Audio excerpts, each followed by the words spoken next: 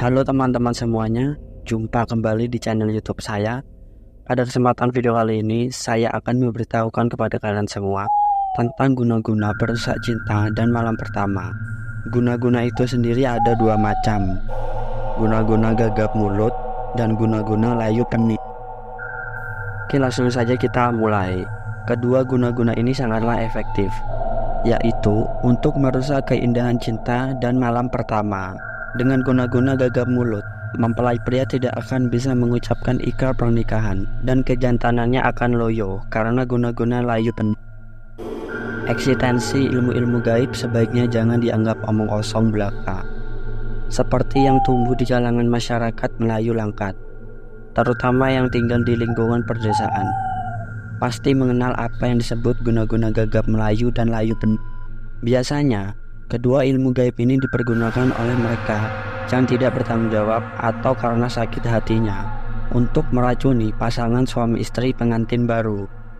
Guna-guna gagap mulut sendiri dilancarkan pada hari pernikahan, sedangkan guna-guna layu penik dikirim menjelang malam pertama atau bulan madu. Dan menurut cerita-cerita yang tumbuh di kalangan masyarakat Melayu Langkat, pada zaman dahulu, kedua jenis guna-guna ini kerap menimpa setiap pasangan pengantin baru. Akan selalu ada orang yang usil, lalu meminta dukun untuk mengirimkan guna-guna kepada pengantin baru. Memang, guna-guna ini tidak berlaku pada pasangan yang sudah lama menikah.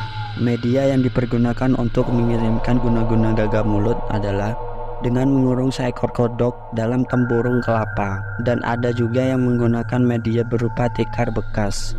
Tikar dilipat kemudian dijahit dengan media kodok yang dikurung dalam tempurung kelapa atau tikar bekas yang dilipat dan dijahit. Maka saat prosesi ijab kabul, sang mempelai pria dijamin tidak akan bisa menjawab ijab dari wali. Lidahnya akan menjadi seperti terkunci. Maka dari itu disebut guna-guna gagap mulut. Mantra dan prosesi ritualnya sebenarnya sangat sederhana. Pada zaman dulu, banyak remaja yang bisa mengajarkan guna-guna gagap mulut ini. Tapi seiring perkembangan zaman, sekarang ini ilmu gaib tersebut sudah langka yang menguasainya. Mungkin hanya dukun-dukun tertentu saja yang bisa mengerjakannya. Itu pun jumlahnya tinggal beberapa orang saja. Dengan guna-guna gagap mulut, biasanya pada saat mempelai laki-laki hendak menjawab ijab, lidahnya akan menjadi gagap. Meskipun sudah berulang kali diajari oleh penghulu atau naib, tetapi tetap saja dia tidak bisa menjawab ijab. Pernah terjadi setelah 5 jam prosesi pernikahan berlangsung, tapi mempelai laki-laki tidak juga bisa menjawabnya. Dukun kampung pun dimintai bantuannya untuk mengusir pengaruh dari guna-guna gagap mulut. Oleh sang dukun, mempelai pria dimandikan dengan air yang diambil dari 9 sumur dan bunga 9 warna. Tiap-tiap sumur dari warga di kampung diambil airnya 1 timba, kemudian dikumpulkan dalam 1 ember besar. Lalu sang dukun membacakan mantra, dan setelah itu barulah air tersebut dipergunakan untuk mandi. Apakah setelah mandi sang mempelai pria sembuh dari pengaruh guna-guna gagap mulutnya? Ternyata belum. Tujuan dari mandi itu hanya membuka jalan untuk menuju tempat kuncian. Proses penyembuhan berikutnya adalah sang dukun kemudian mencari kodok yang terkurung dalam tempurung atau tikar yang sengaja dijahit lipatannya. Dan setelah kodok dilepas dan jahitan tikar ditetas, barulah sang mempelai pria terbebas dari pengaruh guna-guna gagap mulut. Akhirnya, mempelai pria dapat mengucapkan ijab kabul dan 2 kalimat syahadat dengan lancar. Menurut cerita Pak Ali, seorang kakek berusia 60 tahun, kodok yang sengaja dikurung dalam tempurung kelapa atau tikar dilipat lalu dijahit itu sebenarnya hanya sebagai mediasi agar seperti itulah keberadaan mempelai pria. Dia seperti berada dalam tempurung kelapa, bingung dan tidak tahu harus berkata apa. Dan mulutnya juga terkunci seperti tikar yang dijahit. Yang bekerja menggerakkan guna-guna ini sebenarnya jin kafir. Dengan membaca beberapa bait mantranya, jin kafir itu dapat dipanggil untuk dimintai bantuannya. Terang Pak Ali yang mengaku masih sedikit ingat bacaan mantra ilmu gaib ini. Tapi sebaiknya jangan digunakan. Resikonya sangat besar, tegasnya. Masih menurut pengakuan Pak Ali, beliau termasuk salah seorang yang pernah menjadi korban guna-guna gagap mulut dan layu peniup. Dikisahkan ketika saat dirinya menikah di usia 19 tahun dan istrinya Adele berusia 15 tahun.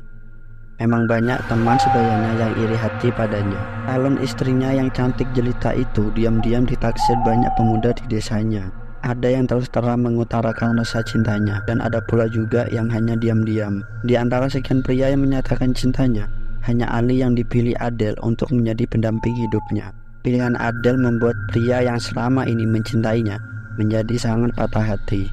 Adele memilih Ali bukan tanpa pertimbangan. Pemuda ini selain berwajah tampan, juga sangat rajin bekerja dan sopan pada orang tua. Orang tua Adele pun telah merestui pilihan anaknya tanpa diketahui oleh Ali. Ternyata ada Muklis, salah seorang pemuda kampung yang patah hati. Cintanya yang tulus ditolak mentah-mentah oleh Adele. Penolakan itu menimbulkan luka yang sangat dalam. Ketika hari pernikahan Ali dan Adele berlangsung, Muklis rupanya meminta Ato Aat untuk mengguna-gunai Ali. Permintaan itu pun dikabulkan oleh Ato Aat. Pada saat bersamaan, datang Budi. Pemuda ini bernasib sama dengan Muklis. Cintanya yang tulus hanya bertepuk sebelah tangan. Adele menolak mentah-mentah cinta pertamanya. Perasaan sakit hati mendorong Budi untuk mengguna-gunai Ali di hari pernikahannya. Pada awalnya, Budi berencana ingin mengguna-gunai Ali dengan guna-guna gagap mulut. Karena Muklis telah memilihnya, Budi memutuskan untuk mempergunakan guna-guna layu peniup. Dan di hari pernikahan itu, Pak Ali percaya diri. Ucapan ijab kabul sudah dihafalnya selama 1 minggu lebih. Akan tetapi, kejanggalan terjadi. Menjelang 5 menit akan dilangsungkan acara akad nikah, tiba-tiba Ali merasa ada keanehan dalam dirinya. Ali merasa seolah-olah berada di dalam kurungan penjara. Ia hanya bisa berkata gagap. Ketika penghulu mengucapkan ijab, Ali, akan aku nikahkan engkau dengan Adele binti Tama dengan mas kawin berupa cincin emas seberat 100 gram. Ali gagap menjawabnya. Dia tidak dapat meneruskannya. Penghulu kembali mengulangi kalimat yang sama. Namun Ali kembali menjawab gagap seperti jawaban pertama. Hal itu terjadi berulang kali, bahkan sampai ratusan kali. Namun Ali tetap gagap, tidak dapat menjawab ijab kabul. Badannya basah oleh keringat dingin. Sang penghulu akhirnya menyerah. Ali diguna-gunai orang, komentar sang ibunya. Siapa yang tega mengguna-gunai Ali? Tanya keponakannya. Karena keadaan ini akhirnya pelaksanaan akad nikah ditunda. Keluarga mempelai wanita pergi ke rumah dukun untuk meminta bantuan. Di kampung tersebut, penduduk memang tidak sulit mencari dukun yang dapat menghilangkan pengaruh guna-guna gagap mulut. Setiap ada kasus seperti ini, Ato Aat diduga pelakunya, karena dialah yang Ali mengerjakannya. Dia yang membuatnya, dan dia pula yang menyembuhkannya. Semua orang di kampung ini sudah tahu. Semuanya semata-mata demi uang. Oleh Ato Aat, Ali dimandikan dengan air berasal dari 9 sumur dan dicampur dengan bunga 9 warna. Setelah selesai melakukan mandi air bunga dan kodok dalam tempurung dibebaskan, acara akad nikah kembali dilanjutkan. Ali merasa segar dan percaya diri. Ijab yang diucapkan wali dapat dijawab dengan lancar olehnya. Dua belah pihak keluarga mempelai merasa bergembira. Ibu Ali bahkan melakukan sujud syukur karena akad nikah anaknya telah terlaksana. Dua pasangan pengantin baru itu telah sah menjadi suami istri. Pada jam 10 malam, tidak ada lagi tamu undangan yang datang. Suasana di tempat pesta terlihat sepi.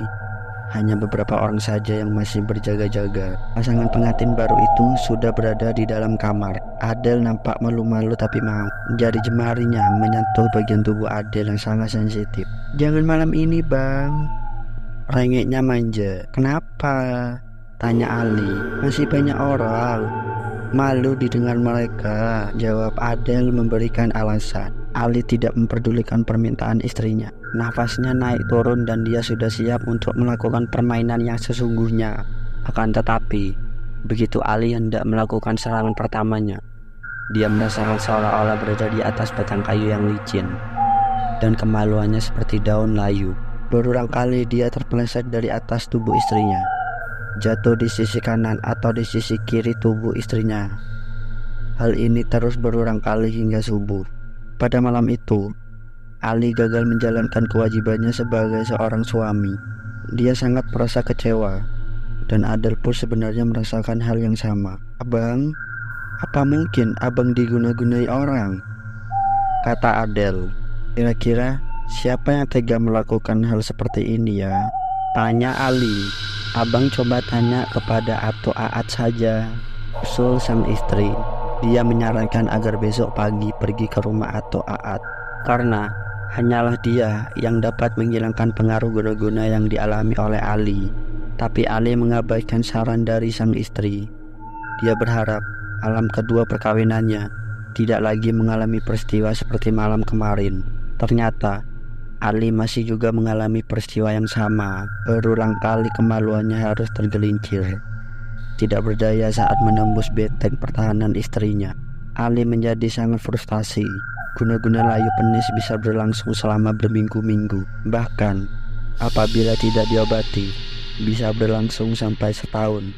Media yang digunakan untuk guna-guna ini adalah seekor kodok yang sedang birahi. Setelah kodok ditangkap, kodok yang ditangkap adalah jantan. Diikat kaki kirinya, kodok betina berada di depannya. Dibuat jarak agar kelamin kodok jantan tidak bisa menyentuh kelamin sang betina. Dan setelah dibacakan mantra, kodok itu diletakkan di bawah tempat tidur sang dukun. Kodok diibaratkan sebagai pengantin laki-laki dan perempuan yang sedang berhubungan intim dalam keadaan kaki terikat. Tentu saja kodok jantan tidak dapat menyalurkan nafsu birahinya. Demikianlah yang dialami oleh Ali. "Mungkin kalau aku tidak menuruti saran istriku menemui Ato Aat, mungkin selamanya aku tidak akan bisa melakukan tugasku sebagai suami," nangpa Ali dengan sorot mata menerawang masa lalunya. 40 tahun kemudian dari perkawinannya tersebut, mereka berdua menghasilkan 10 anak, 4 perempuan dan 6 laki-laki. Puluhan cucu pun sudah memanggilnya dia kakek. Kini, Ali dan Adel mencoba menikmati kebahagiaan hidup di hari tua dalam kesejahteraan. Menurut cerita Ali, guna-guna yang dulu pernah dialaminya memang sudah langka. Tidak banyak lagi orang yang menguasainya. Apalagi guna-guna tersebut bersekutu dengan jin kafir yang menyesatkan. Pada zaman sekarang, pandangan remaja tentang cinta sudah bergeser dari cinta suci abadi menjadi cinta materi dan birahi. Putus cinta, kemudian mencari cinta yang baru menjadi hal biasa. Berbeda dengan zaman dahulu, cinta dibawa sampai mati. Terima kasih sudah mendengarkan. Jangan lupa untuk klik tombol subscribe-nya. Sampai bertemu di video selanjutnya.